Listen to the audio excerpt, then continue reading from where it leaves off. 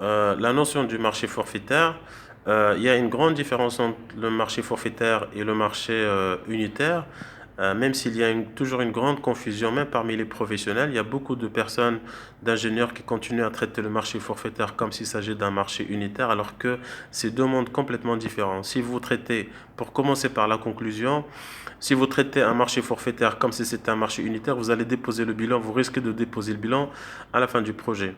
Un marché unitaire, les paiements se feront selon les quantités, c'est-à-dire que les prix unitaires ils sont définis dans le marché, dans le bordereau, et les facturations se font en multipliant ces prix unitaires par les prix unitaires.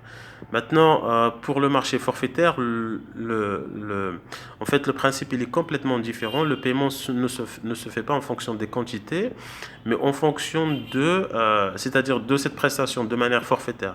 Quand la prestation, parce que les prix forfaitaires, ça peut porter sur une partie du marché, mais ça peut porter également sur la totalité du marché. Euh, la prestation, elle est due. Le montant, euh, le montant convenu dans le marché, il est dû concernant une prestation forfaitaire ou bien concernant le marché global forfaitaire.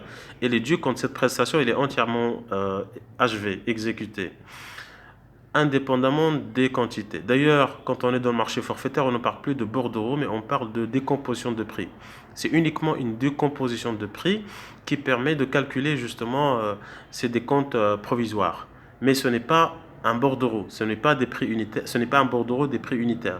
C'est simplement une décomposition de prix qui ne permet de calculer les montants des facturations mensuelles et qui permet également, au cas où par exemple il y a une résiliation, de calculer, de faire une estimation des travaux réalisés, donc d'arrêter la situation au moment de la résiliation. En fait, la notion du marché forfaitaire, elle est très compliquée et elle peut être en faveur de l'acheteur, de l'adjudicateur, et ça peut être, parfois, ça peut être dans l'intérêt de l'entreprise, à condition que l'entreprise, les personnes qui répondent ou qui gèrent de manière générale un projet forfaitaire, il faudrait vraiment qu'ils aient une expérience suffisante pour, en fait, il faut qu'ils aient une expérience suffisante pour vraiment maîtriser tous les aspects d'un marché. Si on est par exemple dans le cadre d'un marché de bâtiment, tous les aspects justement des marchés de bâtiment. Pourquoi? Parce qu'il suffit que l'adjudicateur glisse par exemple dans son contrat, et c'est toujours le cas, hein, c'est toujours le cas, il glisse dans son contrat que par exemple l'exécution de telle prestation doit être conforme aux règles de l'art, pour vous obliger à respecter un certain ensemble de choses, même si c'est pas cité, même si c'est pas précisé dans le descriptif. Je m'explique. Supposons, à titre d'exemple, que nous sommes, par exemple, nous sommes dans un marché clé en main et que l'adjudicateur, il a oublié, volontairement ou involontairement, de parler de l'étanchéité légère. Mais dans le marché, vous avez par exemple le gros œuvre et vous avez le revêtement. Mais on sait très bien que dans les salles de bain, vous ne pouvez pas mettre le revêtement sans étanchéité légère. Dans le cadre de ce marché, vous allez être obligé de poser cette étanchéité légère, même si elle ne figure pas dans la décomposition des prix, et vous n'allez donc pas être payé directement.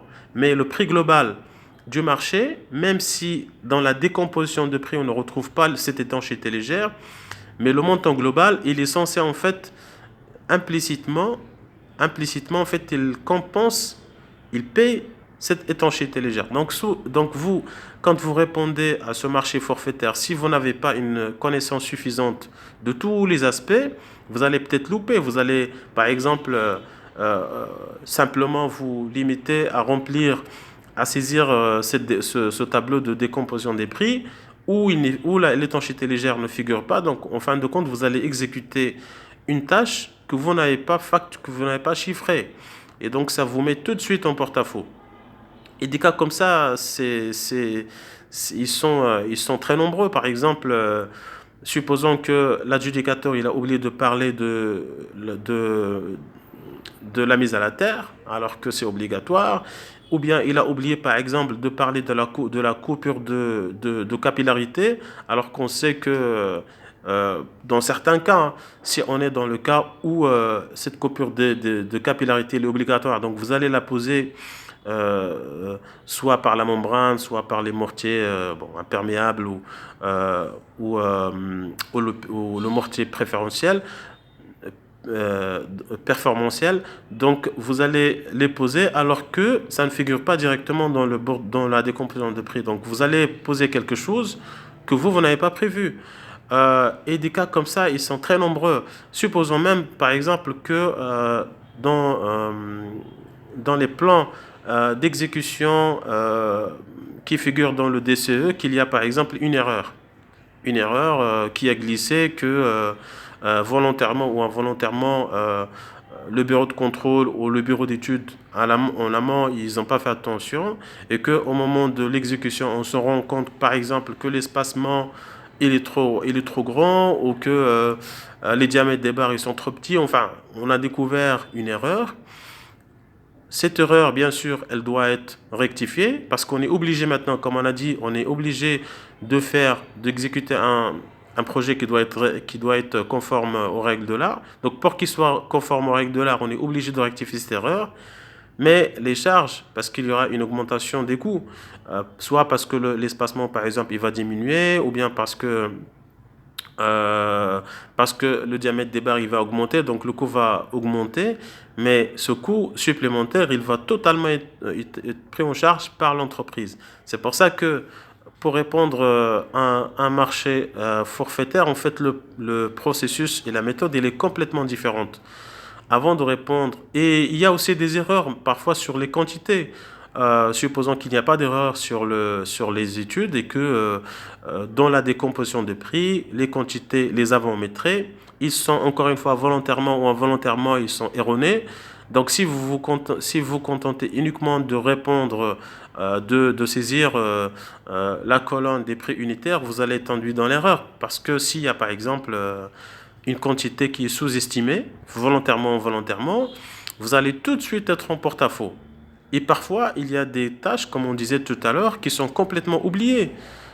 Donc, traiter un marché forfaitaire, la méthode, elle est complètement différente, mais complètement. C'est-à-dire, le traitement d'un marché unitaire, il est un peu plus facile par rapport à un marché forfaitaire. Quand on est dans un marché forfaitaire, il faut vraiment étudier d'abord le dossier. Il faut faire une étude. Il faut faire une étude. Vérifier que tous les articles, d'abord, ils figurent dans la décomposition de prix. Un. Deuxièmement, vérifier les quantités. Mais vraiment faire un tour complet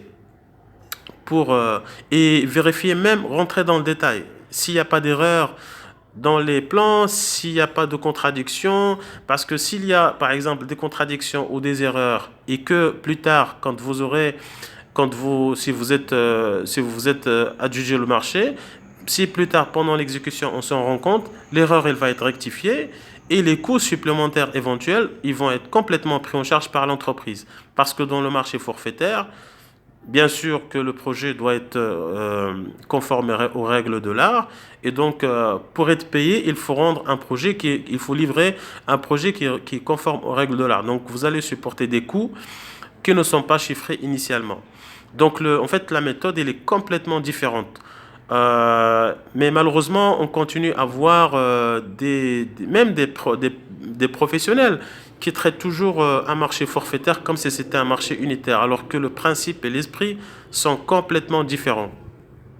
Maintenant, l'entreprise également, elle peut être gagnante dans certains cas.